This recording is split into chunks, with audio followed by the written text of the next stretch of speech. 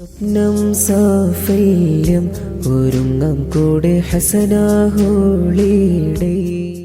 മഖബൂൽ ആലം സയ്യിദിന്റെ ദർബാറിന്റെ പരിസരത്ത് ബസ്സെല്ലാം പാർക്ക് ചെയ്തു. അവിടുന്ന് ഞങ്ങൾ നേരെ സിയാറയിലേക്ക് പോവുകയാണ്. ഓരോ മഖബറകളും ഇവിടെ വ്യത്യസ്തമായ രീതിയിലാണ് തയ്യാറാക്കിയിട്ടുള്ളത്. വലിയ വ്യത്യസ്തമായ ചരിത്രങ്ങളെല്ലാം കണ്ടും അറിഞ്ഞും അനുഭവിക്കാം നമുക്ക്.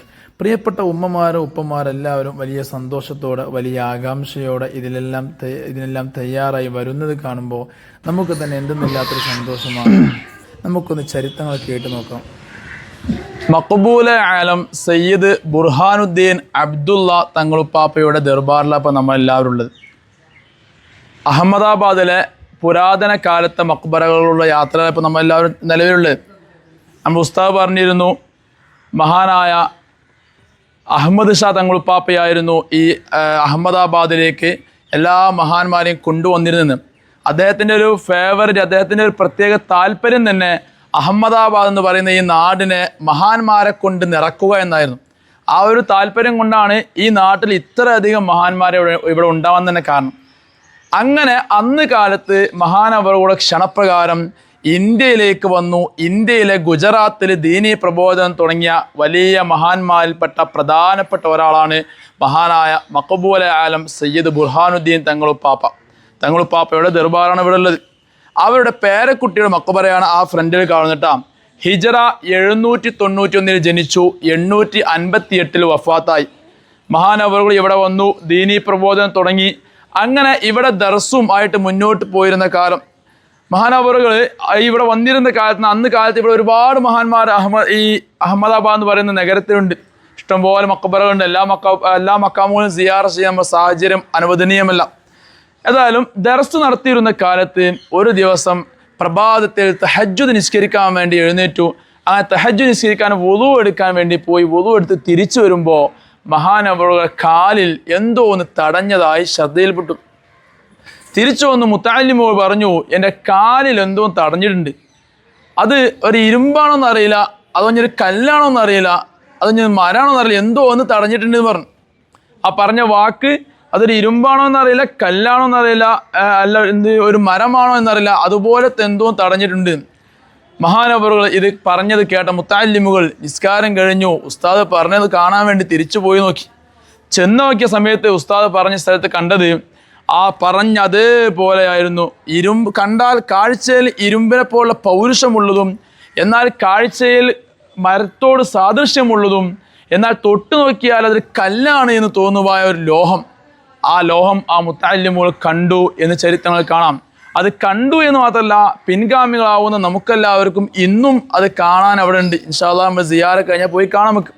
മറ്റേതിങ്ങനെ തട്ടി വിടൽ മാത്രമാണ് ഇതിൻ്റെ യാഥാർത്ഥ്യം എന്ന് പറയണ്ടേ. അപ്പം അങ്ങനെ ഒരു സംഗതി ഇൻഷാ അല്ലാഹ് നമുക്ക് ഇന്നോട് കാണാം. മഹാനവറുകളുടെ കറാമത്തിൽപ്പെട്ട ഒന്നായിരുന്നു.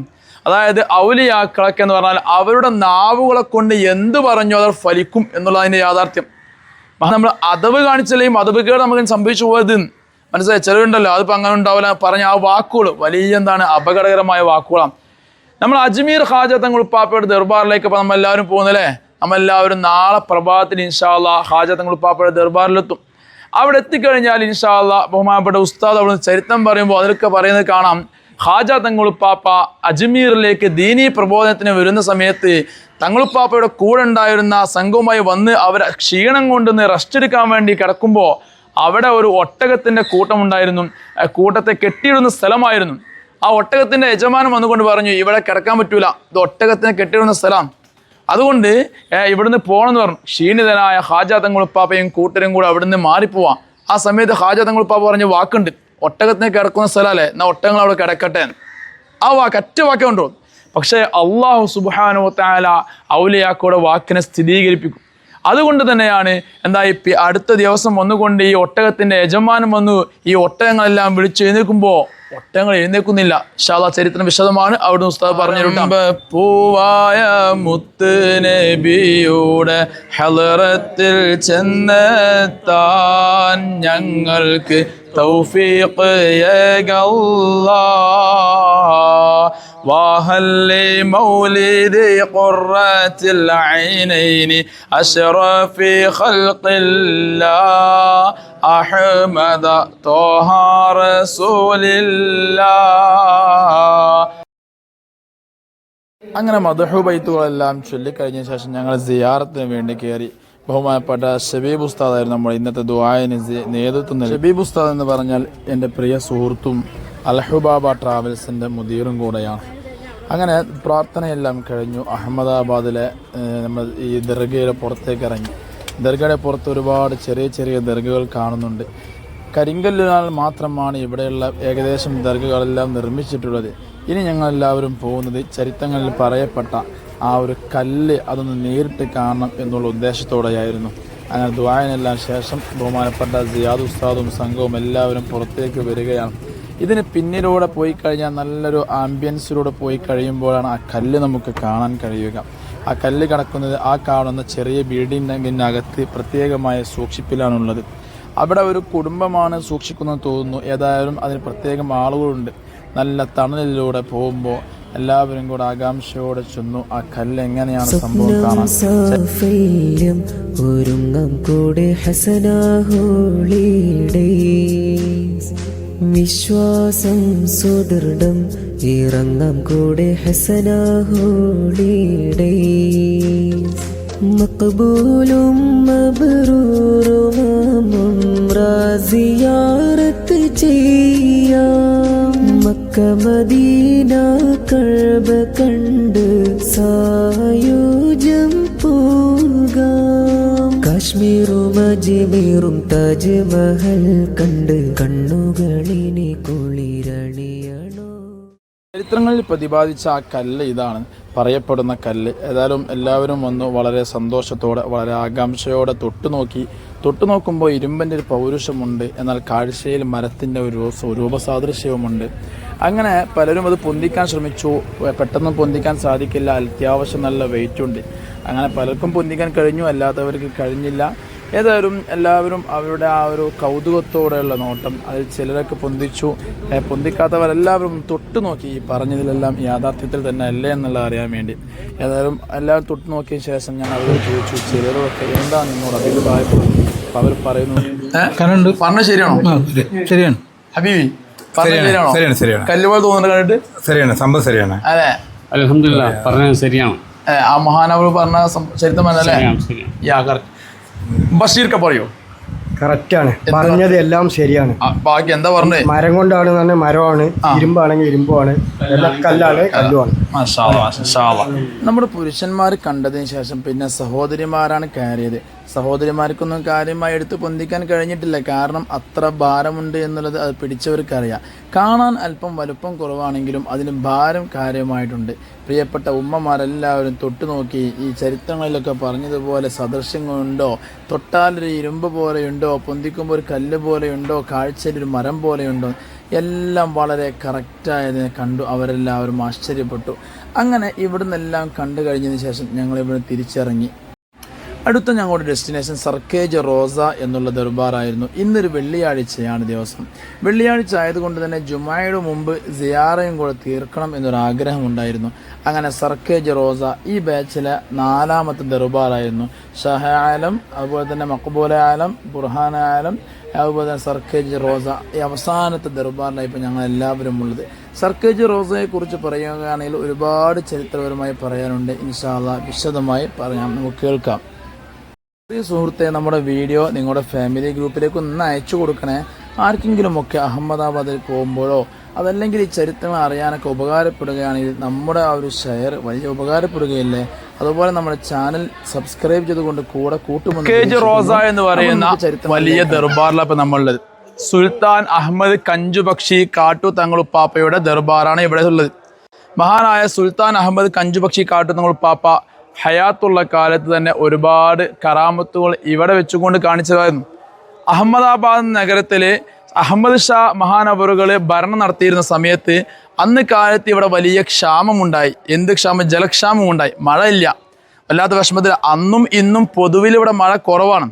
അങ്ങനെ വല്ലാത്ത വിഷമം വന്നപ്പോൾ ഇവിടെയുള്ള നാട്ടുകാരൊക്കെ സുൽത്താനോട് വന്ന് പറഞ്ഞു, വെള്ളമില്ല, എന്താണ് പരിഹാരം കാണണം. അപ്പോൾ അന്ന് പലയിടങ്ങളും പരിഹാരം തേടി. പരിഹാരം അവസാനം എവിടുന്നോ കേട്ടു. ഈ രാജസ്ഥാനിലുള്ള കാട്ടു എന്ന് പറയുന്ന സ്ഥലത്തുള്ള ഒരാളുണ്ട്, ഒരു മഹാനുണ്ട്. അദ്ദേഹത്തെ കൊണ്ടുവന്ന് പ്രാർത്ഥിപ്പിച്ചു കഴിഞ്ഞാൽ പെട്ടെന്ന് ഫലം കിട്ടുന്നു.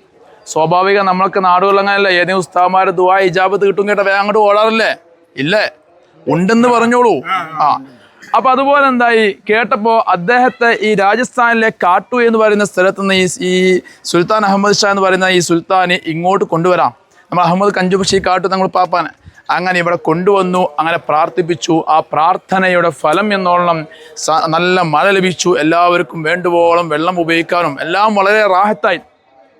അഹമ്മദ് ഷാ തങ്ങൾ പാപ്പാക്ക് എന്തായി ഇവരെ വല്ലാതെ ഇഷ്ടപ്പെട്ടു. അപ്പോൾ അവർ തീരുമാനിച്ചു ഇനി ഇവരെ തിരിച്ചു പറഞ്ഞേക്കണ്ട, ഇവിടെ തന്നെ എന്തെങ്കിലും സംവിധാനങ്ങൾ ചെയ്തു കൊടുക്കാം. ഞാൻ പറഞ്ഞിരുന്നല്ലോ, നമ്മൾ നേരത്തെ പോയ മക്ബറൊക്കെ മഹാനവർ കൊണ്ടുവന്ന ഇങ്ങോട്ട്, അവിടുത്തെ മഹാന്മാരൊക്കെ ഇങ്ങോട്ട് കൊണ്ടുവന്ന. അങ്ങനെ ഇവിടെ അവർക്ക് സൗകര്യം ചെയ്തു കൊടുക്കാൻ വേണ്ടി അവർക്കൊരു പള്ളി നിർമ്മിക്കാൻ തീരുമാനിച്ചു. ഈ വിവരം അറിഞ്ഞ അഹമ്മദ് കഞ്ചുബക്ഷി കാട്ടു തങ്ങൾ പറഞ്ഞു, എനിക്ക് പള്ളി നിർമ്മിക്കണ്ട, അതിനുള്ള സ്ഥലം തന്നാൽ മതി, പള്ളി ഞാൻ നിർമ്മിച്ചോളാം. മഹാനവറുകൾക്ക് സ്ഥലം കൊടുത്തു. ആ സ്ഥലമാണ് സുൽത്താൻ അഹമ്മദ് ഷാ കൊടുത്ത സ്ഥലമാണ് ഈ കാണുന്ന സ്ഥലം. അങ്ങനെ ഈ പള്ളി ഇവിടെ നിർമ്മിക്കാൻ തുടങ്ങാം കഞ്ചുബക്ഷി കാട്ടു തങ്ങൾ പാപ്പയുടെ നേതൃത്വത്തിൽ. അങ്ങനെ അന്ന് മഹാനവറുകൾ ഈ പള്ളി ഇവിടെ പണി നടക്കുന്ന സമയത്ത് ഈ കാണുന്ന സ്ഥലമല്ലേ ഈ ഇരിപ്പിടം, ഇത് 16 തൂണുണ്ടാവും. ഒന്ന് എണ്ണി നോക്കി, ഒക്കെ ഇങ്ങനെ അടിച്ചുവിടാൻ നോക്കി, ചില മാറ്റങ്ങളുണ്ടാവും, 15 16 എന്നുള്ളത്.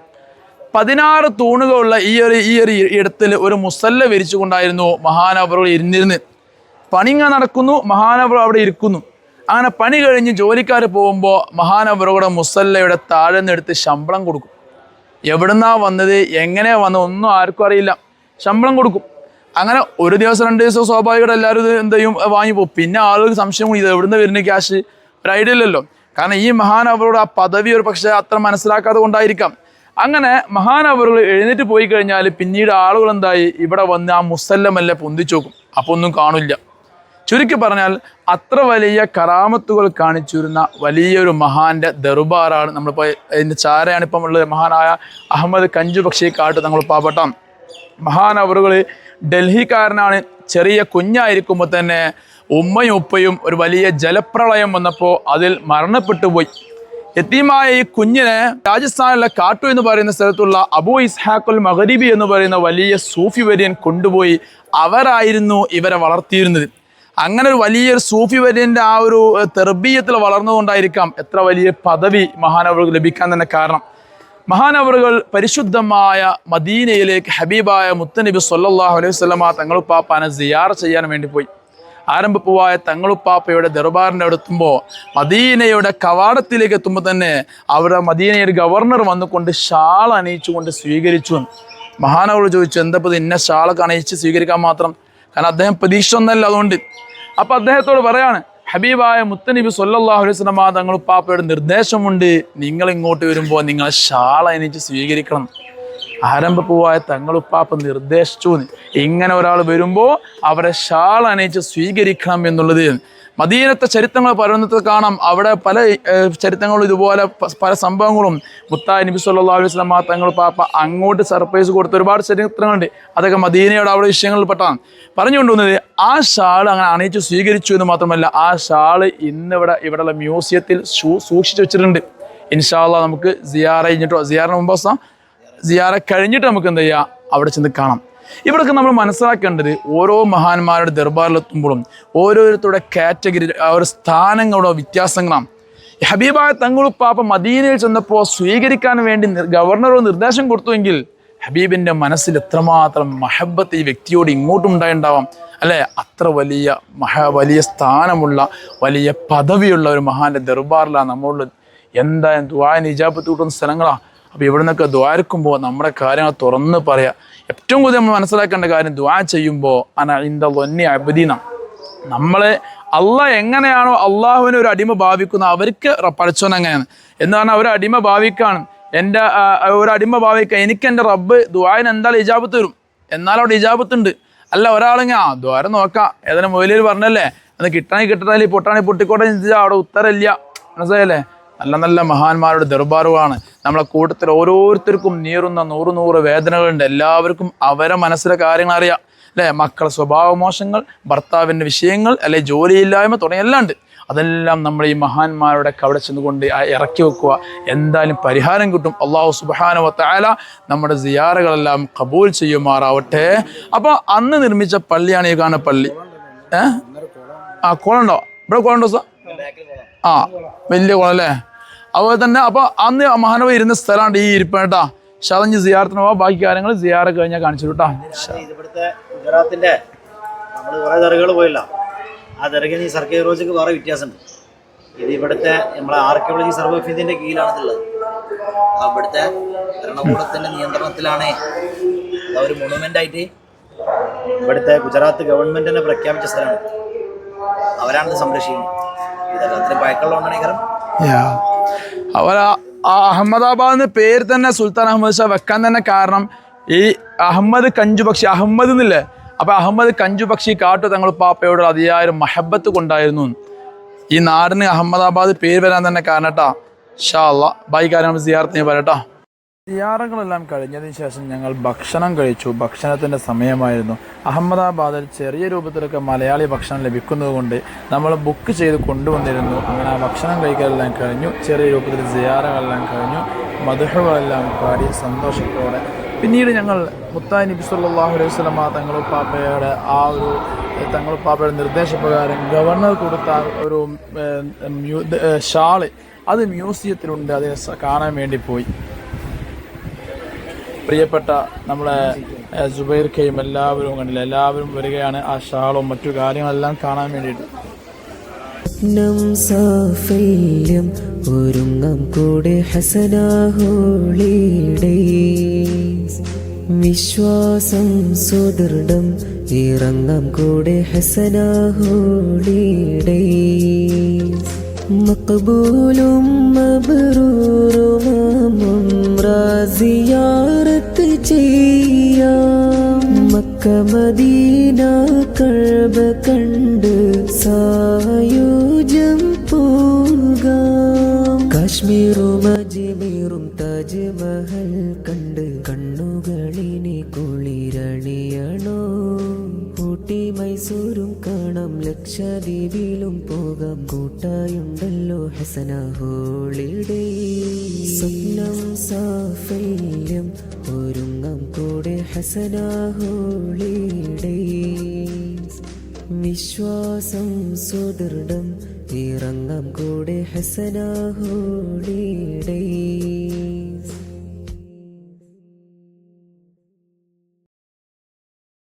അവിടുത്തെ കാഴ്ചകൾ കണ്ടതിന് ശേഷം ഞങ്ങൾ പിന്നീട് പോയത് സബർമതി ആശ്രമത്തിലേക്കായിരുന്നു.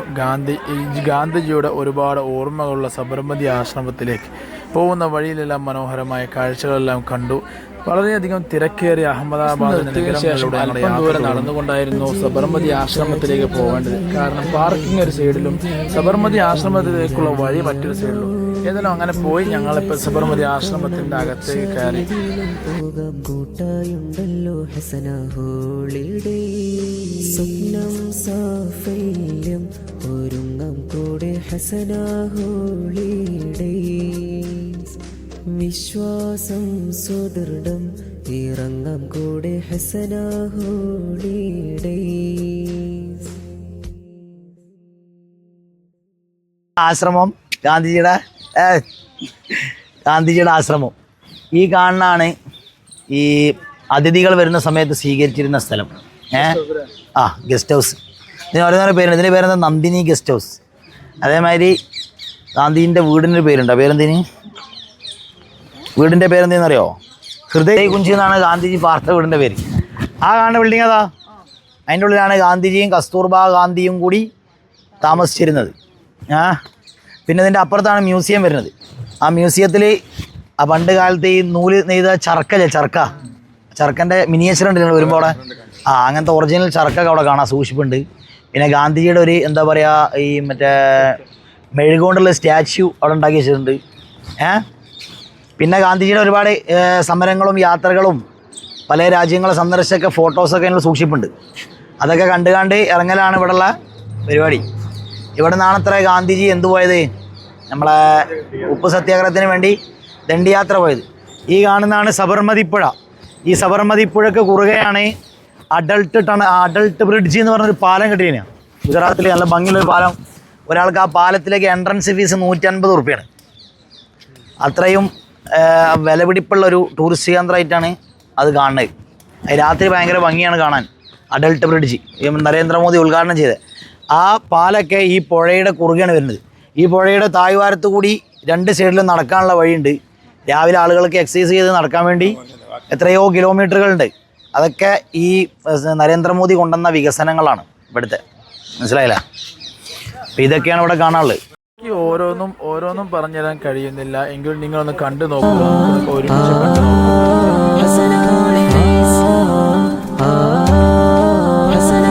സേവനം സമർപ്പണം ഹസന ഹോളിഡേയ്സ്, മാതൃകാ മഹത്തരം ഹസന ഹോളിഡേയ്സ്, നിർഭയം വിശ്വാസം ഹസന ഹോളിഡേയ്സ്, സൗഹൃദം സ്നേഹാദരം ഹസന ഹോളിഡേയ്സ്, സേവനം സമർപ്പണം ഹസന ഹോളിഡേയ്സ്, മാതൃകാ മഹത്തരം ഹസന ഹോളിഡേയ്സ്, നിർഭയം വിശ്വാസം ഹസന ഹോളിഡേയ്സ്, സൗഹൃദം സ്നേഹാദരം ഹസന ഹോളിഡേയ്സ്.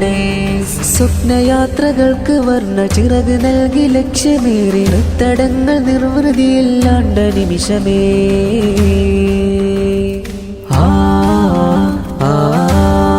ഹസന ഹോളിഡേയ്സ്,